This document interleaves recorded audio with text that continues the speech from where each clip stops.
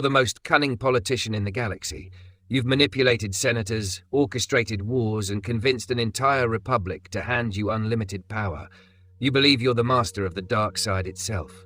But then, in one horrifying moment, you realize you've been a mere apprentice, playing with forces beyond your comprehension.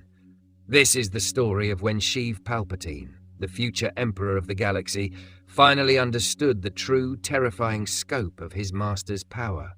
And it's a moment that would reshape everything he thought he knew about the Force, about death, and about the very nature of reality itself. Welcome back to the channel. Today, we're exploring one of the most chilling revelations in Star Wars lore. The moment Darth Sidious realized that Darth Plagueis wasn't just powerful, he was something far more dangerous than power alone could ever be. To understand this pivotal moment, we need to first understand the relationship between these two Sith Lords. Darth Plagueis, the Mune banking clan leader known publicly as Hago Damask, had been searching for the perfect apprentice for decades. When he found young Sheev Palpatine on Naboo, he saw raw potential, wrapped in calculated ambition. But here's what makes their relationship fascinating. Unlike most Sith master-apprentice dynamics, Plagueis actually wanted to break the rule of two. He envisioned himself and Sidious ruling together as co-emperors, having transcended death itself through his mastery over midi-chlorians and the living force. Palpatine, brilliant as he was, initially saw this as his master's greatest weakness. He viewed Plagueis' obsession with immortality as a distraction from true power. After all, what was the point of living forever if you weren't truly in control?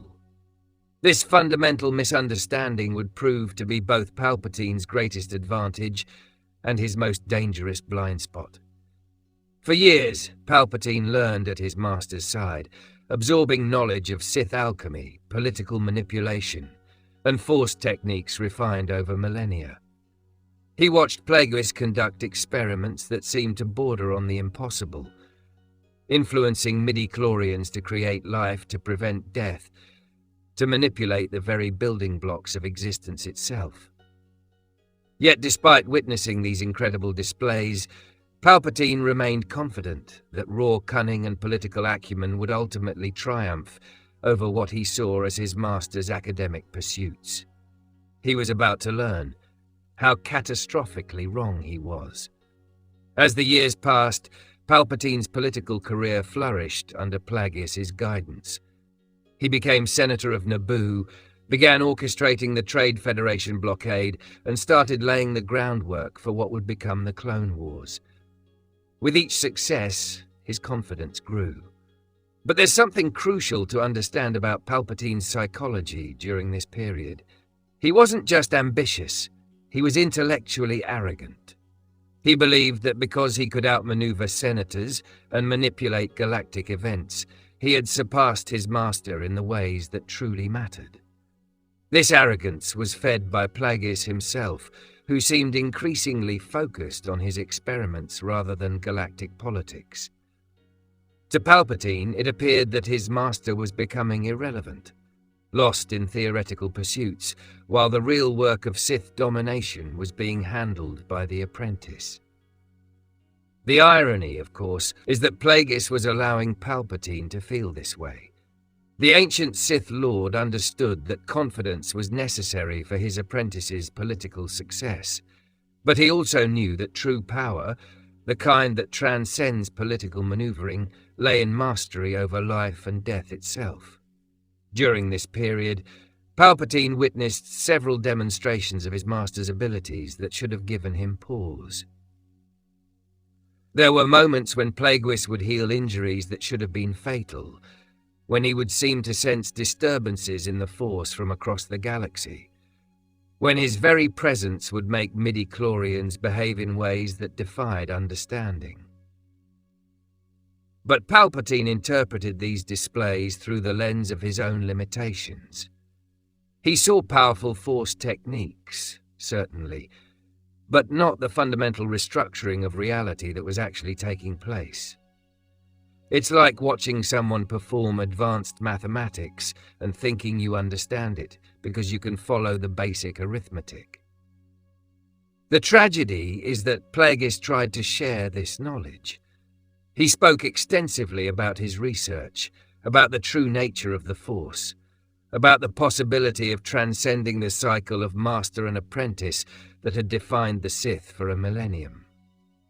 But Palpatine, brilliant as he was in political matters, was fundamentally unprepared to grasp concepts that existed beyond his experience. The moment that changed everything came during what Plagueis considered one of his most significant experiments. Working in his secret laboratory on Sojourn, the Sith Lord had been attempting something unprecedented, the creation of life through pure Force manipulation. This wasn't simply healing or life extension, concepts that Palpatine could at least comprehend in abstract terms. This was the fundamental creation of living tissue, of consciousness itself, through nothing more than will and understanding of midi-chlorian manipulation. Palpatine was present for this experiment, initially as an observer, but increasingly as a participant. Plagueis needed another Force-sensitive presence to help stabilize the enormous energies involved. What happened next would forever change how Palpatine understood power. As the experiment reached its critical phase, something went wrong. The energies being manipulated began to spiral beyond even Plagueis's considerable control. Midi-chlorians throughout the laboratory began to react violently, creating what can only be described as a tear in the Force itself. In that moment, Palpatine felt something he had never experienced before, absolute existential terror. Not fear of death, not fear of failure, but the bone-deep understanding that he was in the presence of forces that could unmake reality itself. The very foundations of existence seemed to be unraveling around them. But here's what truly horrified him. Plagueis wasn't afraid. As cosmic forces raged around them, threatening to destroy not just their physical forms but their very existence within the Force, his master remained calm. More than calm, he was in control. What Palpatine witnessed next defied everything he thought he knew about the Force. Plagueis didn't simply stop the catastrophic reaction, he redirected it. He took energies capable of unraveling the fabric of space-time and wove them into something new. In real time, Palpatine watched his master manipulate the fundamental forces of creation itself. The experiment ultimately failed in its immediate objective, but what it revealed about Plagueis's capabilities was far more significant than any success could have been. Palpatine realized he hadn't been learning from a Sith Lord who happened to be interested in immortality. He had been studying under someone who had achieved a level of Force mastery that bordered on godhood. The aftermath of the experiment was when the full weight of revelation hit Palpatine. As they stood in the wreckage of the laboratory, surrounded by the lingering echoes of forces that had nearly torn reality apart, Plagueis made an offhand comment that chilled his apprentice to the core. He mentioned that this had been merely a preliminary test.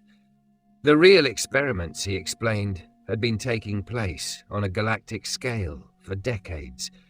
Every major event that Palpatine thought he had orchestrated, every political victory he believed was his own, had been possible only because Plagueis had been manipulating the Force itself to ensure their success. But even more disturbing was what came next. Plagueis revealed that he had been using their connection through the Force to monitor not just Palpatine's actions, but his thoughts, his dreams, his very consciousness. Every moment of privacy, every secret ambition, every plan for eventual betrayal, his master had been aware of it all. This is when Palpatine truly understood what he was dealing with. This wasn't simply a more powerful Sith Lord. This was someone who had transcended the normal limitations of existence. Plagueis hadn't just learned to prevent death. He had learned to exist beyond the conventional boundaries of life and death entirely.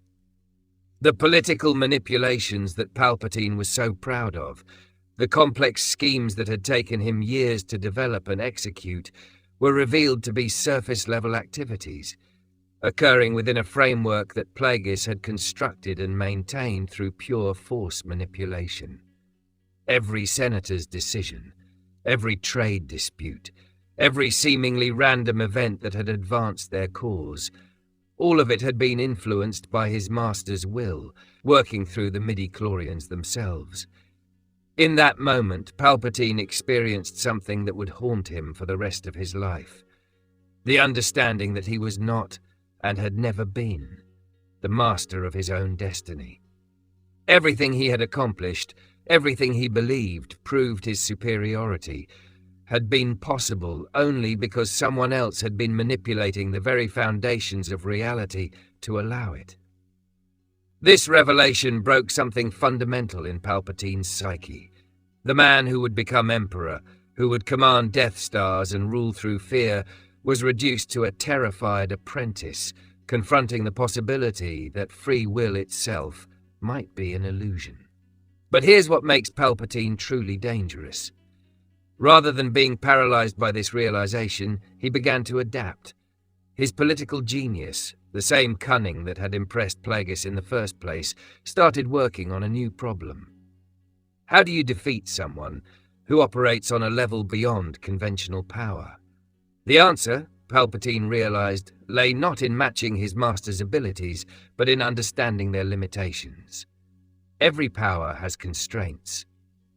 Every technique has weaknesses. Even godlike abilities must operate within some kind of framework. What followed was perhaps the most dangerous period in Palpatine's development. He began to study his master with the intensity of someone planning the ultimate betrayal, but also with the terrified focus of someone who understood that failure would mean something far worse than death. He learned to shield his thoughts more carefully, to present a facade of loyal apprenticeship, while internally preparing for a confrontation with forces beyond normal comprehension. Every conversation with Plagueis became a careful dance, gathering information while revealing nothing of his true intentions. This period also marked the beginning of Palpatine's obsession with finding alternative sources of power. If he couldn't match his master's mastery over life and death through conventional means, he would need to find other paths. This obsession would eventually lead him to pursue everything from ancient Sith artifacts to the construction of superweapons capable of destroying entire planets. But perhaps most significantly, this revelation changed how Palpatine viewed the Force itself. He began to see it not as a mystical energy field to be wielded, but as a fundamental aspect of reality that could be exploited, corrupted, and ultimately controlled through sufficient understanding and ruthlessness. Armed with this terrible knowledge, Palpatine began playing a game that existed on multiple levels simultaneously. On the surface, he continued to be the perfect apprentice, executing his master's political strategies and advancing their shared goals of galactic domination. But underneath, he was conducting his own experiment in patience and preparation. He knew that conventional betrayal would be impossible. Plagueis' mastery over the Force would make any direct assault futile. Instead, he would need to wait for the perfect moment, when his master's attention was elsewhere and his defenses were lowered. This waiting period, which lasted several more years, was perhaps the most psychologically damaging time in Palpatine's life. He was forced to live with the knowledge that everything he did, every success he achieved, might be occurring only because his master allowed it. The uncertainty was almost worse than certainty would have been. Yet this psychological torment also forged Palpatine into something unprecedented. By learning to function effectively while constantly questioning the nature of his own agency, he developed a level of mental resilience that would serve him well as Emperor: the paranoia, the constant vigilance, the assumption that any apparent advantage might be an illusion. All of these traits that would characterize his later rule were born from his realization of Plagueis' true power. When the moment finally came, When Plagueis, drunk on victory and his own sense of invincibility, allowed his guard to drop for just long enough, Palpatine struck with a precision born from years of careful observation and preparation. But even as he watched his master die, he couldn't shake the suspicion that this, too, might be part of some larger plan. The moment when Palpatine truly understood Plagueis' power was more than just a plot point in Star Wars lore. It was the psychological foundation for everything that followed. The Emperor's paranoia, his obsession with ultimate power, his willingness to destroy entire worlds rather than risk losing control. All of it can be traced back to that terrifying realization that he had been a puppet, dancing to music he couldn't even hear. But perhaps most importantly, this moment represents something universal about the nature of power itself. True power isn't just the ability to control others, it's the ability to control the systems within which control operates. Plagueis understood this in a way that Palpatine, for all his political genius, initially could not. The tragedy is that by the time Palpatine finally grasped this lesson, it was too late for him to truly apply it. He spent the rest of his existence trying to achieve what his master had already accomplished, using increasingly desperate measures to transcend limitations that Plagueis had moved beyond decades earlier. In the end, the student never truly surpassed the master. He simply outlived him. And that, perhaps, is the most chilling realization of all.